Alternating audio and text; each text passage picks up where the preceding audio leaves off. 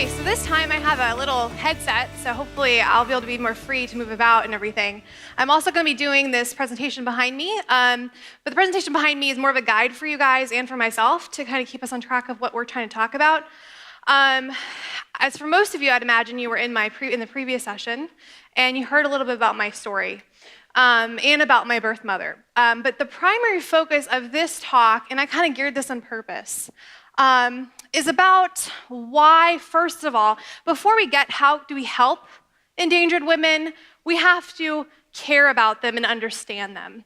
And even though it was heartbreaking and painful and difficult to have seen my birth mother go through the things she did, I kind of see her life as a prototype of the kind of woman who is abortion-minded, the kind of woman who is walking into the abortion facility, the kind of woman that believes society's lie that they need abortion.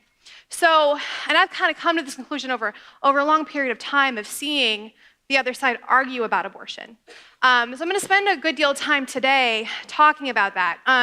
Now, I want to say this kind of as a preface. I know you all know I'm pro-life, of course, because I shared my story. But today, it might sound like, as I'm going along, that I'm arguing that women have no other choice or that women can't, because of their desperate situations, there's no other option for them. But I want to convince you that I am 150% pro-life, and I have, of course, my personal story that connects with that. Now, you don't need a personal story to connect with that. In fact, I have a good friend of mine who, what motivated him, and he is like an advocate for life, fighting on the front lines of this issue. What motivated him is in high school, he saw where he was living in Mobile, Alabama. He saw an abortion facility next to a Chuck E. Cheese.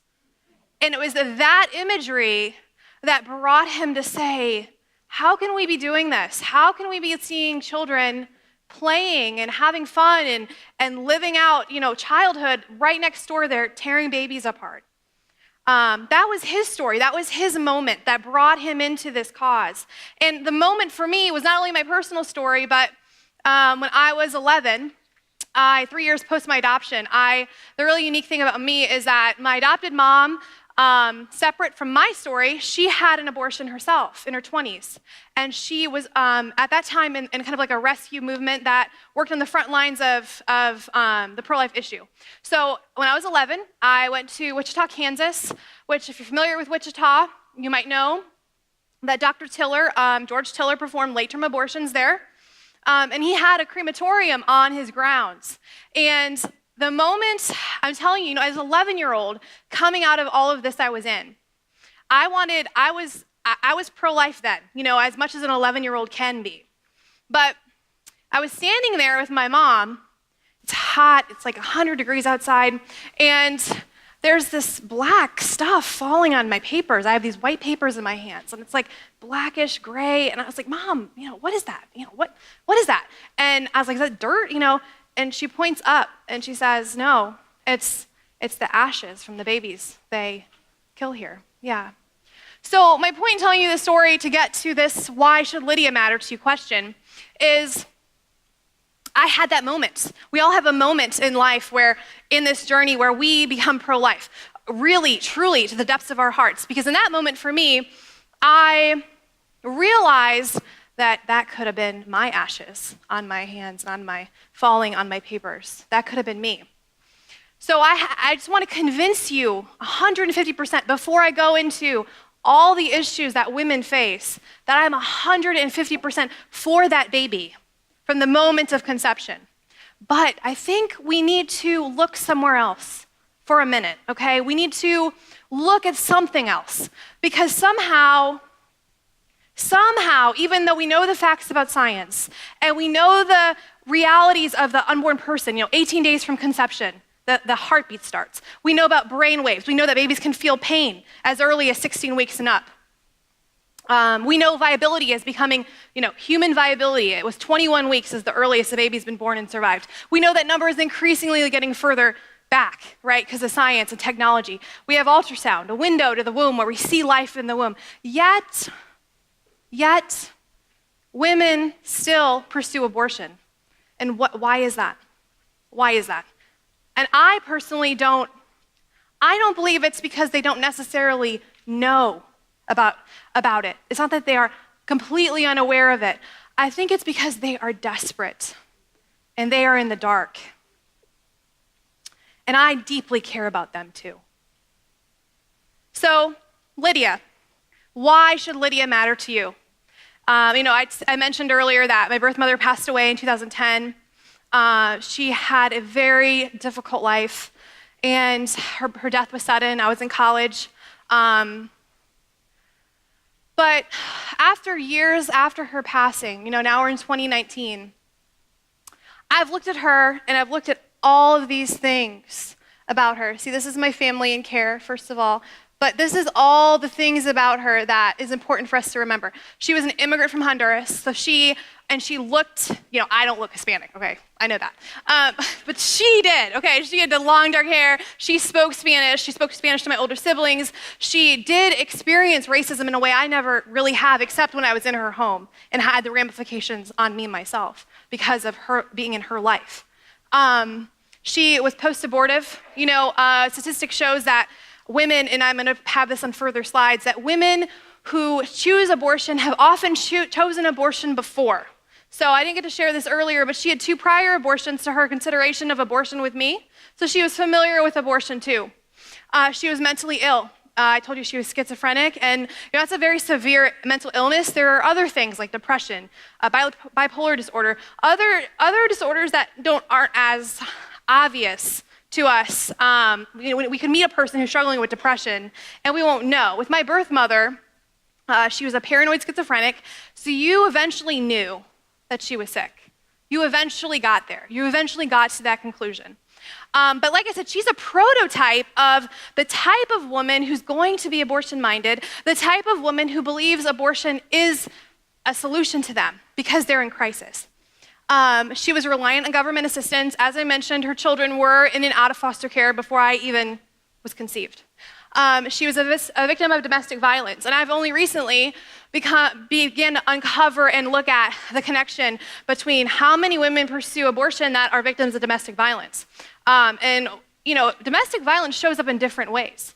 I was actually myself abused by her second husband, and that abuse is what ultimately led to my adoption later on. It was evidence of that abuse that led to that.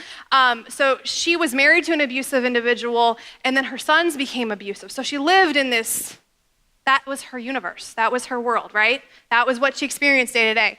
And then she was already a mother at the time of my conception. So most women who choose abortion are already mothers. That's a true statement. So these are some of the things you hear about actually, if you were to listen to the other side talk, you're going to hear them talk about this. They're going to say to you, women need abortion because of all these reasons. They're foreign to America. They don't have access to health care. Because guess what? It does matter. We say, I think in the pro-life world, who said this to me earlier? I think it was Josh from this earlier, he spoke this morning to you. But we have tunnel vision sometimes. We have tunnel vision with the pro-life cause. And I think tunnel vision is good because I'm remembering those ashes I felt. I'm remembering those ashes I experienced. But I think I've looked at that. But there's a time for us to look at this because this is what causes that. You see, it's the woman's situation that brings her to that facility in the first place. So that's kind of the picture I'm trying to paint for you. That those unwanted babies, the ashes of those unwanted babies that were at Tiller's clinic, they got there somehow. And I see the similarities in the women that share their stories about abortion with my birth mother. So I say she's a prototype. I say that she is like many of the women who choose abortion, and I'm not just saying that like hypothetically. I'm gonna show you some statistics here. So 43% of all abortions that happen are on women that have had abortions before. Now, that's less than 50%. That's still significant, right? That's still showing us that a woman who's walked into an abortion facility and had that procedure done is more likely than one who hasn't to do it again. And why is that? It's because they bought that lie the very first time they walked in, and they did it the one time, and they become numb to that they think they can do it again and again. And you can see the breakdown here, 35% are with 1 or 2 abortions and 8% account for more than 3. So that means that 8% of the abortions that happen are on women who've already had 3 or more abortions. And like I said, my birth mother, a prototype, an example of someone who was like this. She had 2 prior abortions. And interestingly, I couldn't get into these details when I was with you earlier, but she shared about those experiences with my adopted mom. Not when I was after my adoption, but prior to that, she had shared her grief and her pain over those abortions and said that she regretted them. And see, I thought that was interesting, that she regretted them.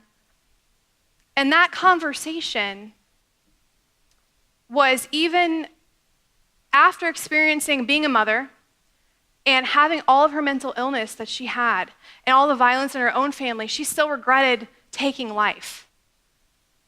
So that concept kind of challenges the view, and this is what I'm hoping to do today, challenges the view that women have abortion only for convenience. Okay, so I've in the pro-life movement have heard this. Women have abortions because they want to finish school. They want to get married. They want to leave the relationship they're in. Those are true things. Those are situations. Those are true situations for women. But statistically, women of color, minority women, are more likely to have abortions than white women. If you can see my little chart here, this is per 1,000 women. So if you're looking at the African American community, 27.1% of abortions occur per 1,000 on African American women. 18.1 and then 16.3, all higher numbers. Hispanic community and then other, all higher than the white community. So that's going to tell us something about abortion. And what we know about racism and what we know about systematic racism, what I know about it, is that it looks different than you might imagine. It looked like for me this. This is what it looked like in my family. My mother was Hispanic. People looked down on her. People rejected her. Like that story in the pharmacy. They didn't give her medication. And it's because she didn't seem like a quality person that someone wanted to they didn't give her dignity. They didn't give her time. They didn't give her attention because she was a different color than them. She looked different. She was mentally ill. These things did matter in her life. So we can't say that racism has nothing to do with this, because it does. Because obviously, this is from the CDC, okay? And I know the CDC, the Center for Disease Control, does have data wrong at times. But the point is, the overarching point in my mind is women who choose abortion are more likely to come from minority communities, and they're more likely to come from poor communities. And that should tell us something. That should tell us that they're in a place of desperation that we need to look at. So that's why I put that little chart up there for you. Here's another statistic from the CDC. And this data here adds up to almost 80%, okay? So below the federal poverty line is almost 50%, and 1 to 2 times the federal poverty line is 26%. So I'm gonna round, okay? That's 30%. So this almost 80% of the abortions that take place occur in poor families, in families that are struggling economically. So what does that mean for you? What does that mean for you? Because we say we want to end abortion, but the way in which we end abortion is complex in my view. It's thinking about the poor woman. And one of the things that I wasn't able to get into also earlier was, my foster mom was friends with my adopted mom. My birth mother was friends with my foster mom at a time, for a period of time. And even when I wasn't in care, my foster mom would come to our home and bring like a little hygiene bags, a toothbrush, toilet paper, things that kids need. And she brought that for all of my siblings. She threw birthday parties for my siblings because they didn't have birthday parties. She bought them toys. That was what she could do for them in that moment, that moment of time. She couldn't adopt all of them. She couldn't rescue all of them. She didn't have that, but she wasn't a superwoman. Like I said, she's a kindergarten ESL teacher, right? But she showed up for the poor. That's what she did. She showed up for them. And I think we need to show up too. Because the reason I am as pro-life as I am is because there was no hypocrisy, you see? There wasn't hypocrisy in her. She didn't not care about my birth mother. She loved my birth mother. Now, unfortunately, my birth mother rejected my foster mom later on in life. But I saw her, my foster mom, later my adopted mom, her love for my birth mother. I saw that, and that meant a lot to me because I loved my birth mother too, and I needed to know that she was committed to her too. I needed to see that, and because I saw that, my pro-life convictions were stronger. So, abortion is increasingly concentrated among poor women. So I'm not saying that, I have these conversations with I work for Louisiana Right to Life, some of my staff about the injustice of abortion. That injustice stands on its own, okay? I don't like to compare that injustice, for example, with the Holocaust. That's not for me. I don't like to categorize things that way. I think abortion stands on its own. I think the Holocaust stands on its own. I think children who suffer in poverty, those children, that's a valid thing that's happening for them. Children who are abused, those are all valid injustices we see in our world. So we don't have to help the endangered woman by only looking at one aspect of this. We can look at the endangered woman and look at her baby at the same time. We can do it. And it's, I think, our lack of doing so that's brought us, unfortunately, to where we are today. Now, I'm not saying you in this room have done that. I believe you in this room are doing the right thing and going after the orphan. Like, we just had this whole panel where we all talked about advocating for children that are in foster care. So you are all, I believe, and the staff here at Oregon Right to Life, all care about the orphan in foster care. You guys aren't living that hypocrisy. But somehow hypocrisy has happened. Somehow pro-life people have turned away from this woman, they've left her. They've shunned her somehow. And I think we're getting closer as a society and as a culture to reaching out to her, to looking at her value, her dignity as a person. I think we're getting closer to that, but the only way, and this is my goal as a pro-life speaker and as a pro-life advocate, the only information I can provide you is what I saw firsthand from her. Her suffering has value. Her pain has value. And I believe if someone would have come on early on in her life, now, I wasn't there early on in her life. My foster parents weren't there early on in her life. But if someone would have come alongside her earlier on in her life, things might have been different for her. I'm not saying the endangered woman lacks responsibility, okay? I want to make that clear too, because, I myself, as a daughter, as my biological mother's daughter, I've had to think about this. I've had to say, well, she made those choices to have these unplanned pregnancies. She did make choices along the way that led her to where she ended up. She passed away prematurely. She was a lifetime smoker. There are things she did that caused some of the suffering in her life. But you see, I'm not God. I don't get to make those judgment calls. I don't get to look at her and dismiss her on those merits. I don't get that. I don't.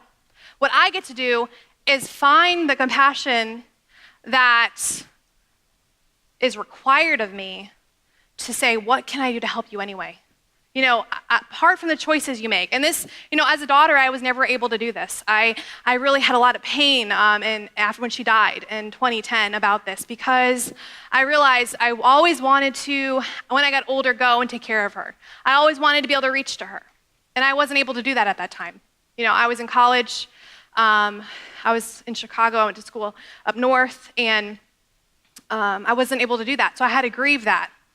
But I think that is where we can do better. This is the endangered woman is where we can do better. Someone could have reached to her sooner. I'm not saying everything would have been perfect, but it's still my responsibility. It's still the pro-life community's responsibility to care for her. And we are doing it in pregnancy centers. Pregnancy centers are becoming, I think there are more pregnancy centers than there are Planned Parenthood facilities in this country by far and large. And that shows us, that shows us that we're reaching. But the hypocrisy that does exist has caused some of the ramifications, those ashes outside of Tiller's clinic.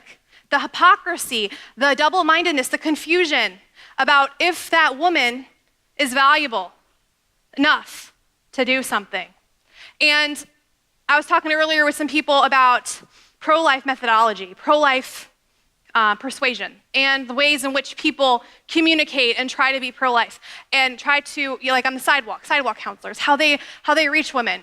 And I've never seen in the course of all these things that I've experienced and being in the pro-life cause very young, I've never seen a woman change her mind about abortion because someone was screaming at her, because someone was yelling at her, because someone was calling her names, because someone was showing her something graphic. The people that have changed their mind about abortion are those that are actually in that woman's life, okay? That aren't gonna just drop off some diapers and disappear. It's the women and the men and the families that come along women like my mother that actually change the course of her life, that can change the course of my life. Because see, even though her life ended, I had life because someone else stepped up, which is valuable. So, like I said, a prototype. She experienced all these things. I'm gonna go through some more statistics for you. I told you about the women that have abortions or more likely to have abortions before, abortion by race, abortion among poor women. Also, I mentioned briefly the domestic violence link, but I found this out interestingly enough myself recently when studying this. This is the first time I even realized this, that almost 40% of women who've had abortions have a history of physical violence in their own lives. And I think it's good in context to think about, we think of domestic violence as, we think of it isolated. We don't think that women who seem more stable and affluent can experience domestic violence, but that's not true. All types of women can experience domestic violence. So you gotta think about that woman who is in a crisis pregnancy because she's being beaten by her husband or emotionally abused by her husband. You have to reach to her in a way that's real and personable and have to be in her life and say, you can do this. We will provide you what you need to get out of this situation with your husband or your partner or your boyfriend, whatever it is. Women who have had abortions who experience domestic violence and assault up to 3 times the rate of those who don't. So, who continue their pregnancies.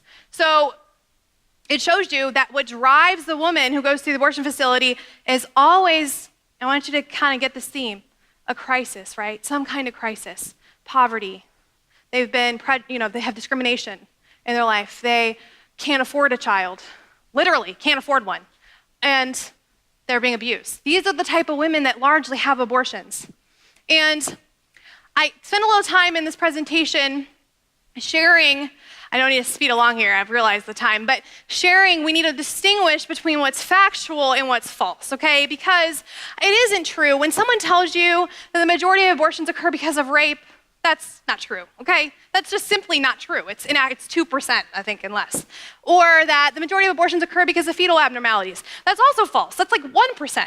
So when the abortion angle the side begins to throw those at you, those are completely false. Those are 150% false. The majority of abortions aren't because of that. But also, the majority of abortions are not because women just feel inconvenienced, based on the data I just shared with you, actually. It's not just because convenience. And that's something I think it's worth addressing. I'm not saying there's never a circumstance in which a woman has an abortion for convenience, but I'm saying the data shows us that women largely have abortions because they're desperate and they're afraid and they're in crisis. Fiction, majority of women have abortions because they want to. Well, the data actually shows that that's false.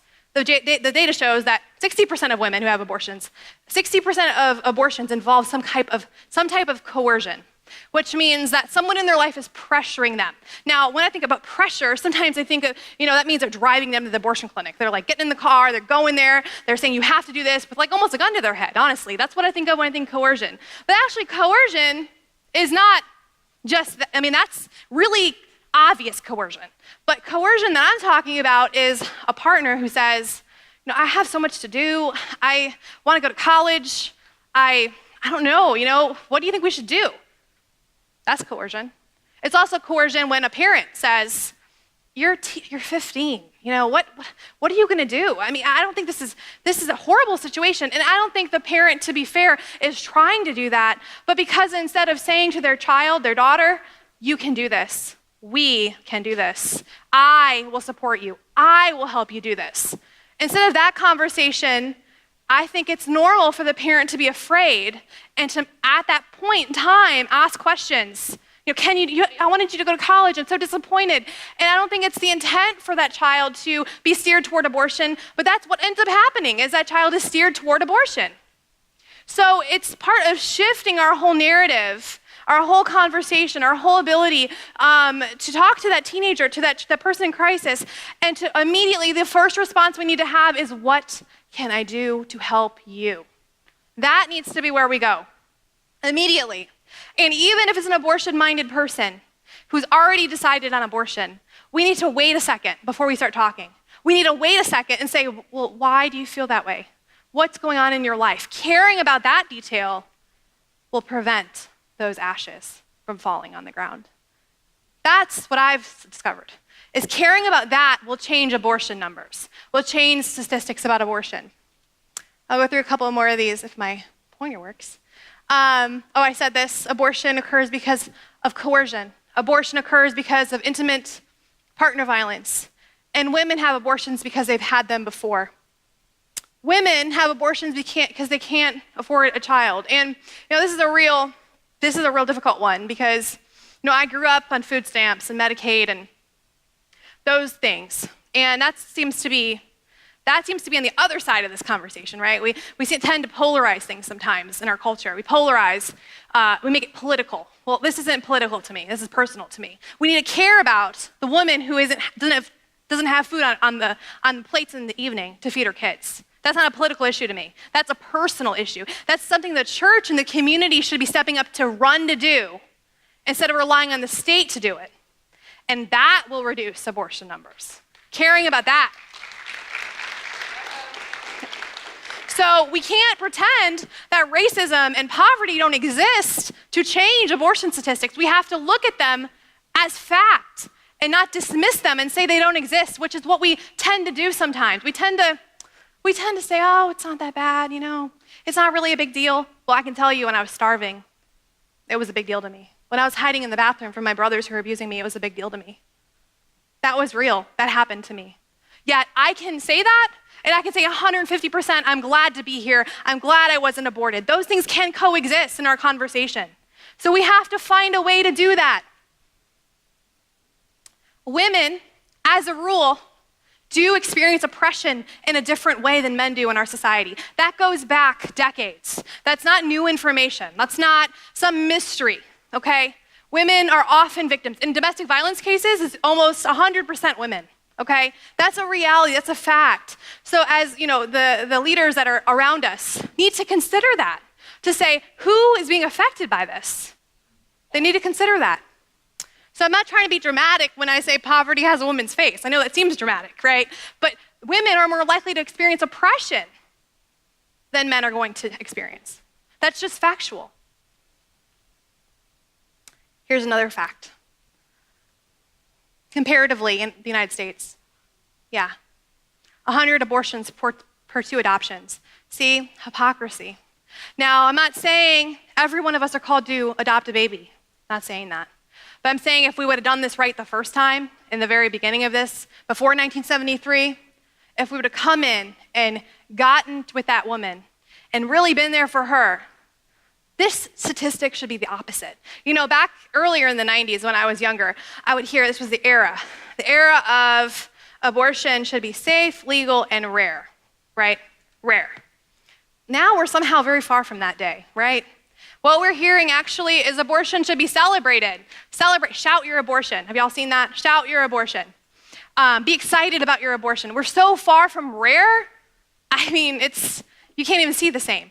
And that's how we got to this point where we are now with the governor of Virginia really questioning if a baby born alive during an abortion should be saved. That's infanticide.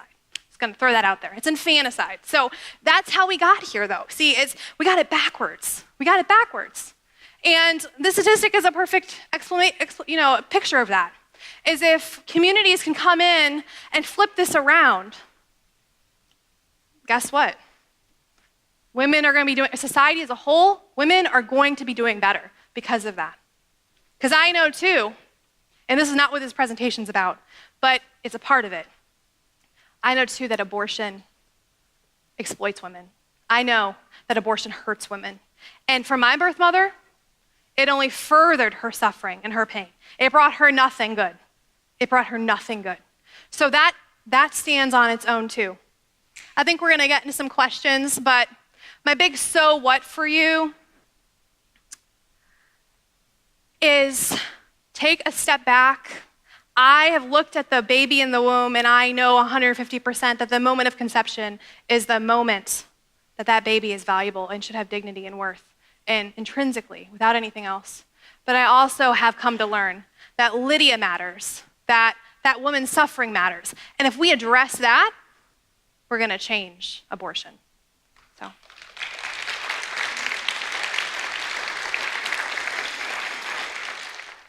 Has the increase of abortion gone down since a lot of people are becoming pro-life? Well, actually, and this is only because, I can't say, this is Oregon. So, not familiar with Oregon, but familiar with Louisiana. And I'm very fortunate in Louisiana that, side note, we have bipartisan support of pro-life issues. And the abortion rate is decreasing in Louisiana every single year. This is the 4th year consecutively that abortion numbers have dropped. And you know why that is, I believe? It's because Louisiana, like organizations that I work with, like Louisiana Right to Life, is doing both. They're doing both. They're reaching the woman and they're helping the baby, the mother and the baby. They're thinking of both. So I see as a model in the state I'm in, the change. Now, I don't have statistic data on the whole, but that is what I've seen over time. Hi, my wife was a counselor at a pregnancy clinic in California, and one of the things that she noticed as a pattern in counseling women is that it was the question of adoption was really hard to get to. Yeah. And very, very few even wanted to talk about it. So I was wondering if you had any ideas about how we switched that statistic. Absolutely. So I think, I just spent all this time sharing about how to flip culture. I think the reason adoption, especially, one of the initiatives I'm working on in Louisiana right now is an infant adoption initiative. Because I think if more women knew about infant adoption, they really knew about it, they would make that choice. But there's a lot of misconceptions about adoption. For example, a lot of women who place their baby, thinking about adoption, think that their kid's going to end up in foster care if they do that. And we're talking about infant adoption. They think their child's going to end up in foster care. They think that they'll never see their child again. That kind of, we have this archaic view of adoption of back 50 years ago where, the person would take the baby and they'd run off and they'd never see the baby again. Well, now we live in America and we have something really awesome called open adoption, where the mother can have a relationship with the baby. Now the parental rights belong only to the adopted parents, but the mother can be involved in that child's life. And the problem is, a lot of women don't know that. A lot of women think they're never going to see their baby again. Also, women think they can't go through with it because the pain of delivering a baby and then what they call giving it up. But that kind of language has affected us. What should be being said, we should be talking about the power the woman gets by making an adoption plan. That needs to be the way we talk about adoption.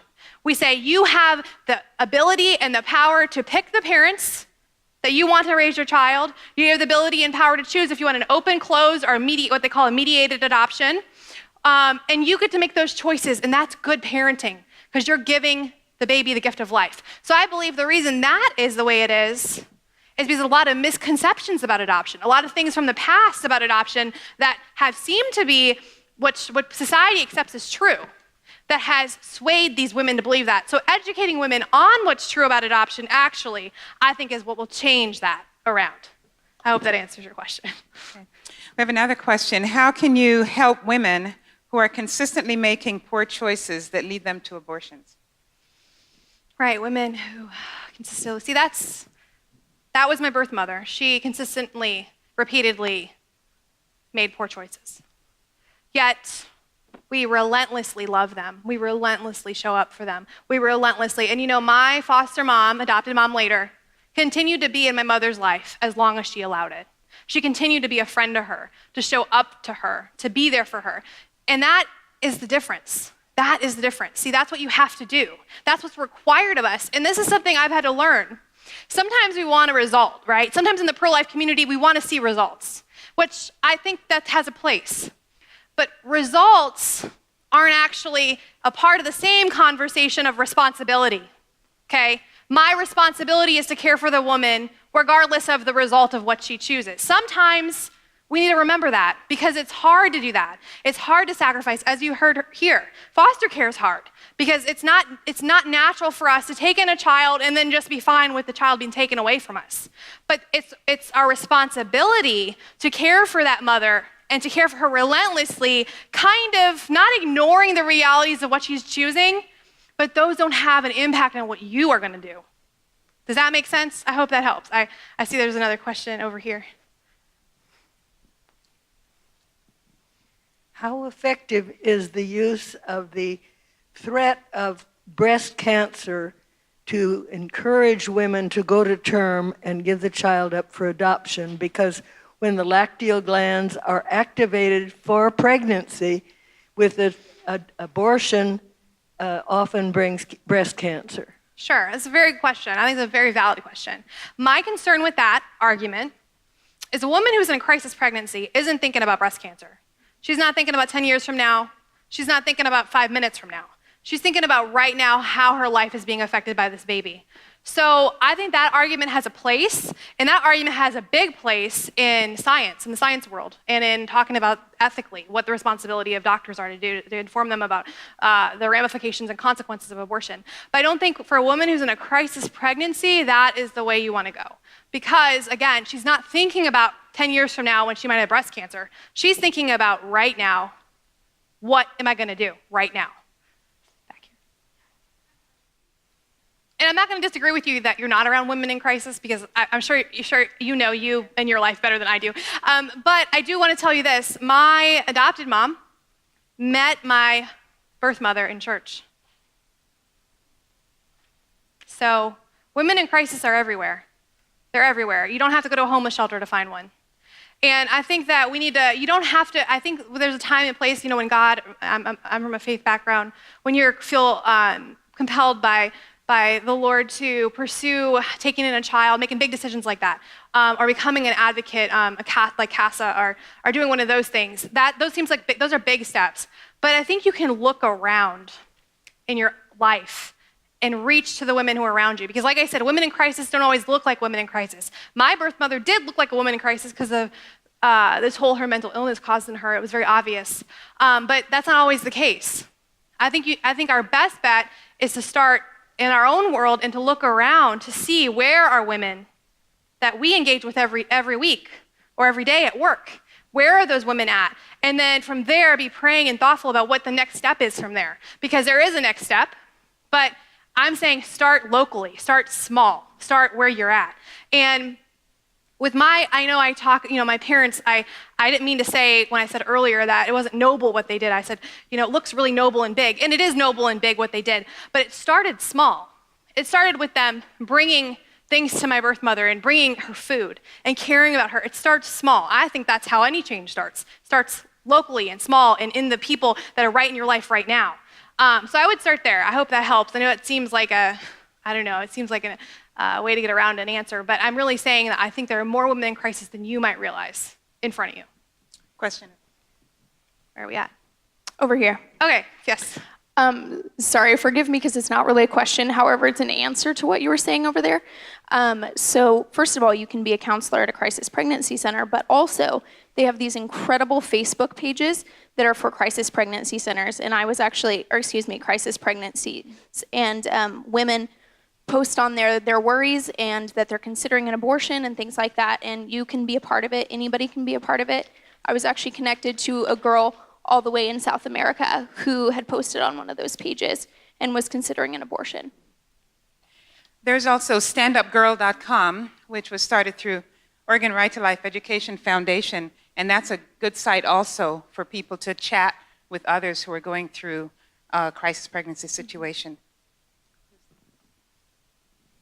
Yes, I'd like to ask, what can we do to help men be more responsible for their children? And also, I've heard of a recent case filed by a man that he filed against the clinic for aborting his child without his permission. It's a very difficult question.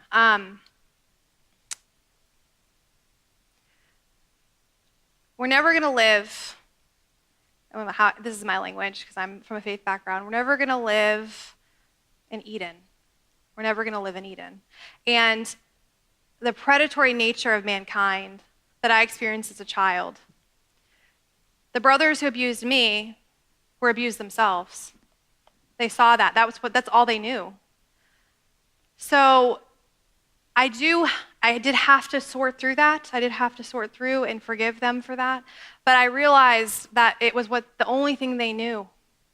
That's the only thing they knew. So I have more difficulty with the adults who abused me, because the adults are the ones who are supposed to be the ones advocating for me.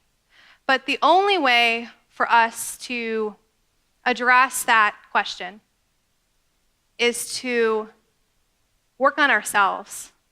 The men in the church, the men in our communities that are leaders, are they living without hypocrisy? And that's really the answer. Because if women see men treating them poorly and exploiting them, and then they're pro-life, yeah? It's not gonna be great, because you can be pro-life all day, and if you treat a woman with disrespect, if you don't care about her, if you are engaging with her inappropriately, that's hypocrisy. And that combined with pro-life doesn't work well. And that's why we've come to where we are today. So the root of that, getting to the root of that is, a big problem that I'm not saying we can all solve, but we all can ask ourselves, are we living without hypocrisy? Are we living without a double standard? Yeah. So the systemic racism and abortion, it seems to be from the fact that you showed it's affecting more percentage of minority people. Mm-hmm.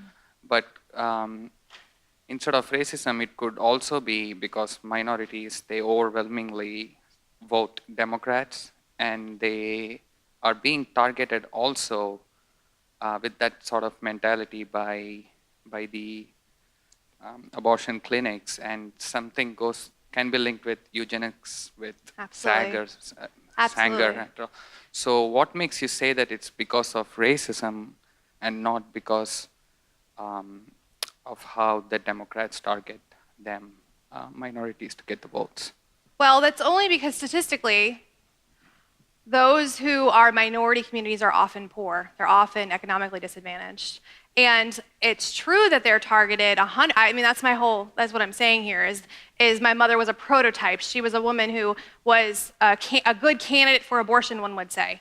But I guess to answer your question, racism is a part of it, because our society as a whole has a tendency, it's humanity's fall. It's humanity's, again, back to that predatory nature of humanity, to discriminate against those who are different. And that's been age old. That's from slavery. That's always been.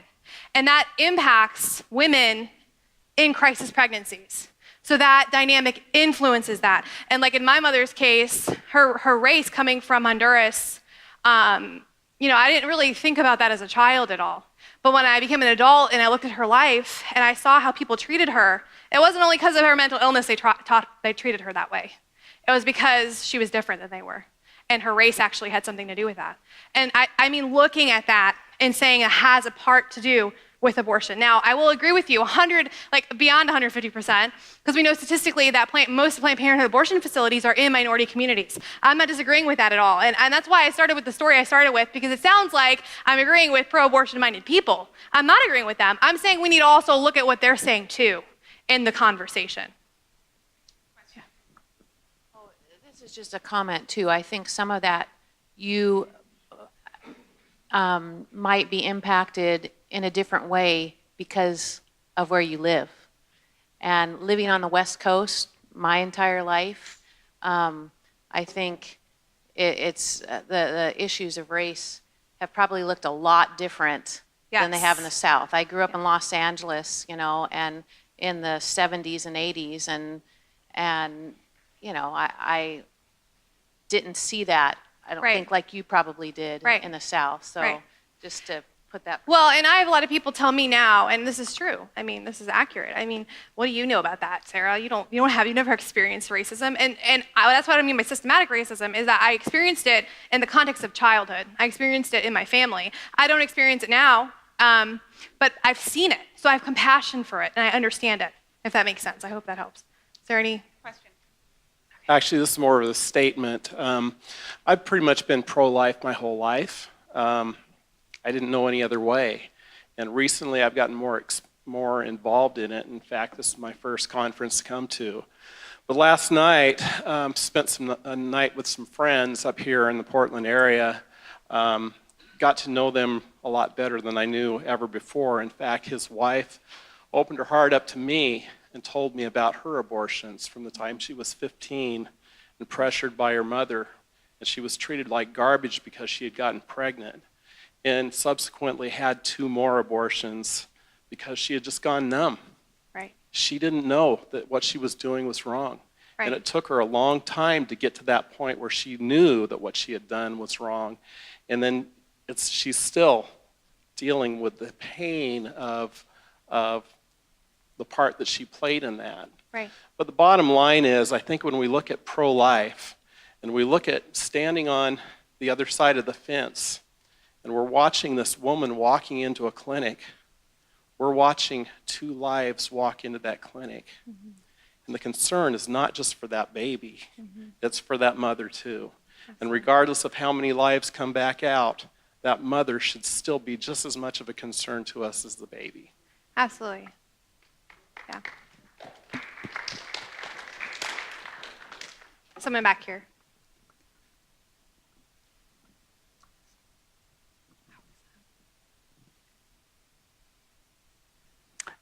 I'm from South Korea. My actual question is about abstinence program.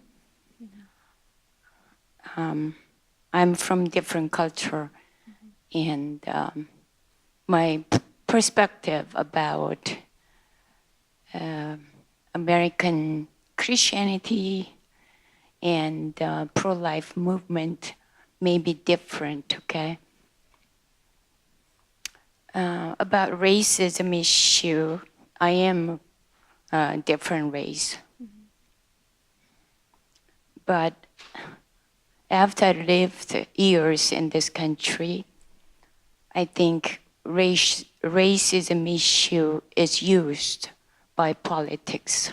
Oh, absolutely. Multiculturalism, the term is really fashion nowadays.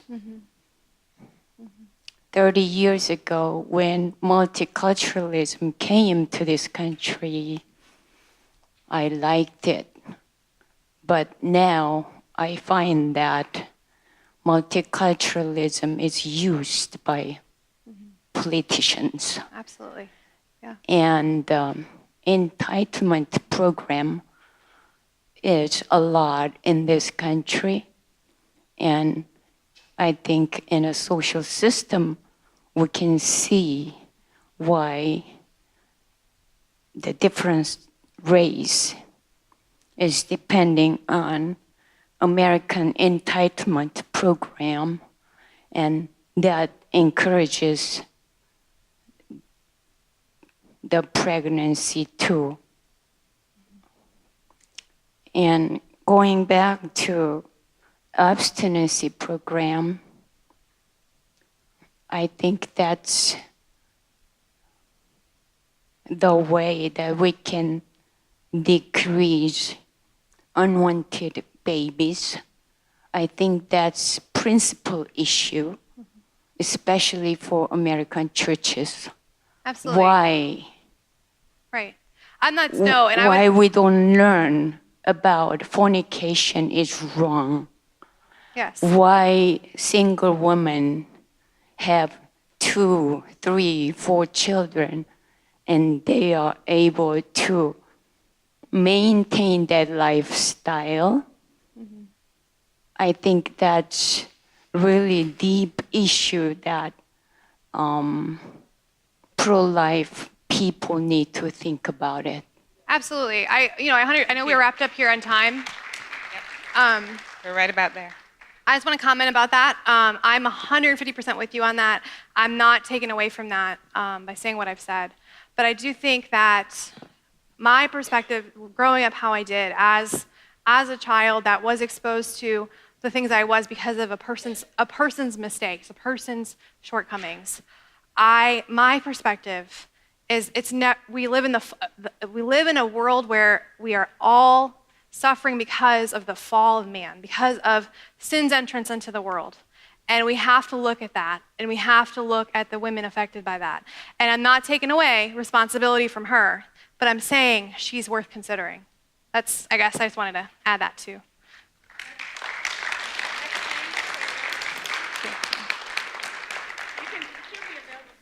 Yeah, sure, if you want to. Yeah. You want to ask your question?